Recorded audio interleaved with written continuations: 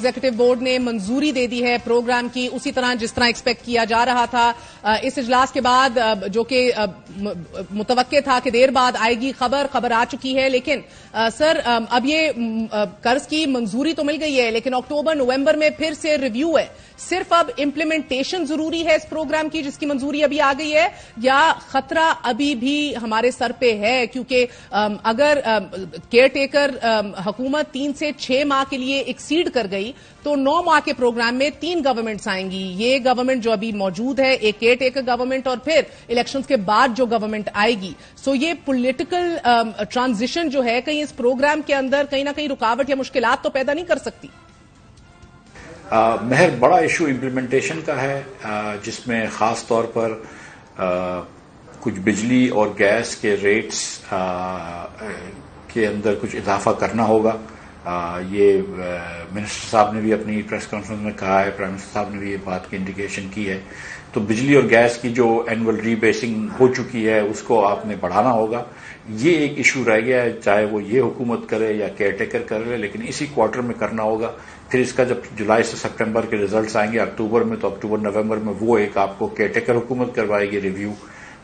وہ ریویو ہو جائے تو اس کی ٹرانش آ جائے گی اور پھر آپ نے بھائی صحیح بتایا کہ پھر ایک الیکٹڈ حکومت آئے گی اس کے بعد اور اس نے وہ کرنا ہوگا. تو 3 مختلف حکومتیں ہیں جس کو یہ دیکھنا ہوگا. لیکن آئی تھنک کہ یہ بات سمجھنی چاہیے کہ یہ ایک بہت آلموسٹ میریکل تھا جو ہو گیا ہے. آئی ایم ایف نے ہم کو بچا لیا ہے, ہم ڈیفالٹ سے اب بچ گئے ہیں.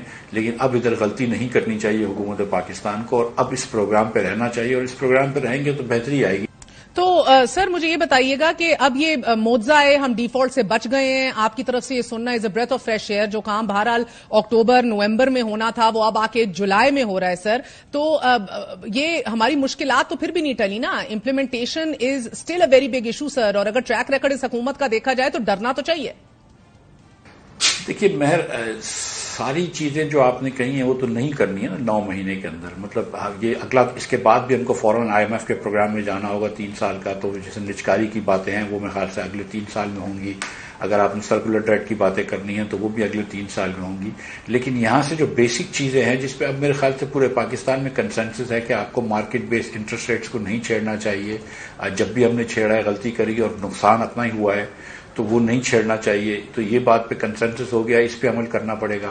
آپ کو اوور ٹائم نیکسٹ 2-3-4 منتھس آپ کو آہستہ آہستہ امپورٹ کو لبرلائز کرنا پڑے گا. آفیشلی ہم نے کر دیا ہے لیکن ان آفیشلی ابھی پورا نہیں ہوا ہے, لیکن اس کو لبرلائز کرنا پڑے گا. اب سعودی عرب سے بھی پیسے آ گئے ہیں, یو اے ای سے بھی آ جائیں گے انشاءاللہ, ورلڈ بینک کے بھی آ جائیں گے تو وہ ہم کر سکیں گے.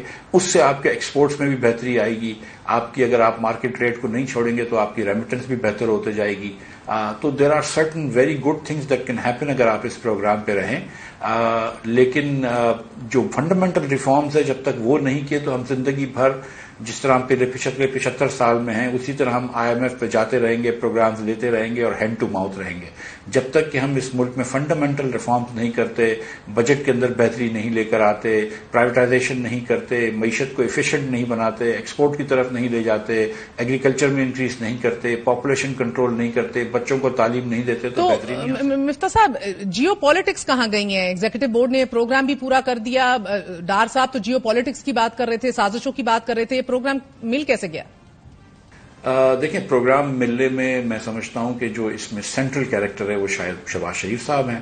ان کی ایک پرسنل انہوں نے اپنا پولیٹیکل کیپٹل رسک پہ لگایا. 3 یا 4 مرتبہ شاید آئی ایم ایف کی مینیجنگ ڈائریکٹر سے خود ملے, ملاقات کی ہے, 3 مرتبہ فون پہ بات کی ہے. اس کے علاوہ میرے خیال سے امریکی وزیر خارجہ سے بھی 1-2 مرتبہ بات کی ہے. تو Shehbaz Sharif really went out of his way to do the work that was supposed to have been done in the last 9 months, but our finance minister was not doing it for whatever reasons. اور پھر انہوں نے یہ political capital لگا کے یہ بات سمجھی کہ ملک جو ہے وہ ڈیفالٹ ہو جائے گا اگر یہ نہیں کریں گے. اور ہم جیسے لوگ جو کافی عرصے سے کہہ رہے تھے کہ دیکھیں آپ بہت بڑا ڈیفالٹ کا خطرہ لے رہے ہیں, تو شہباز صاحب کو یہ بات سمجھ میں آئی اور پھر انہوں نے یہ جا کے سالو کر دیا. اور جو میں پہلے بھی کہتا رہا ہوں کہ گلوبل پالیٹکس ہمیشہ ہوتی ہے, مطلب job of a finance minister, the job of the government is to deal with that. ہمیشہ چائنا اور امریکہ کے تضاد ہوتے ہیں, دنیا کے دوسرے ممالک بھی ان تضاد کو ہینڈل کرتے ہیں, ہم بھی کریں گے اور ہم نے کیا ہے اور کرتے رہیں گے. تو شہباز شریف صاحب کو فل مارکس دینے چاہیے اس پہ کہ انہوں نے گویا شہباز شریف صاحب کا کریڈٹ ہے یہ اسحاق ڈار صاحب کا نہیں. مگر سر آج پریس کانفرنس تو بہرحال ڈار صاحب نے کی اور خوشخبری سنائی کہ UAE نے بھی $1 ارب جو ہیں ہمارے اسٹیٹ بینک کے اکاؤنٹ میں ڈال دیے ہیں, اس سے پہلے سعودی عرب نے بھی. لیکن یہ سب جو ڈپازٹس ہیں مشروط تھے IMF کی اس پروگرام کے ساتھ. End of the day inevitably IMF on board آیا تو پھر ہمارے ان روایتی دوست ممالک نے ہمیں اپنے جو پرومسڈ پیسے تھے وہ دیے. کیا وجوہات ہیں؟ اکنامک ریزنز ہیں اس کے پیچھے, پولیٹیکل ریزنز ہیں اس کے پیچھے؟ اکنامک پاکستان کو پولیٹیکلی ہیلپ کرنا چاہتے ہیں اس لیے کیا ہے, ورنہ ان کو اکنامک ریزنز کیا ہے, ان کو کیا فائدہ ملتا ہے اکنامکلی ہم کو $2 بلین دینے کا. لیکن پاکستان کو پولیٹیکلی ہیلپ کرنا چاہتے ہیں. Pakistan is a very major power in this area. Nobody wants to see Pakistan default. لیکن جب ان کو لگ رہا ہے کہ آپ خود ڈیفالٹ کی طرف جا رہے ہیں تو $2 بلین دینے سے تھوڑا سا ڈیلے کر سکتے تھے نا. انہوں نے یہ پہلے مشروط ابھی بھی کیا ہوا ہے کہ جیسے IMF سے کرو گے ہم پیسے دے دیں گے, دے بھی دیے. اور اس سے پہلے بھی جب خان صاحب کی حکومت میں بھی انہوں نے پیسے دیے تھے تب بھی انہوں نے یہ کہا تھا کہ اگر آپ this money is only there as long as you are in good standing with the IMF. اگر آپ خودکشی کرنے کی طرف جا رہے ہیں تو پھر تو آپ کو کوئی بھی اسلحہ نہیں دے گا. لیکن جب آپ نے کہا کہ نہیں میں خودکشی نہیں کر رہا ہوں, میں اپنے ملک کو بچا رہا ہوں, تو پھر دنیا کے ساتھ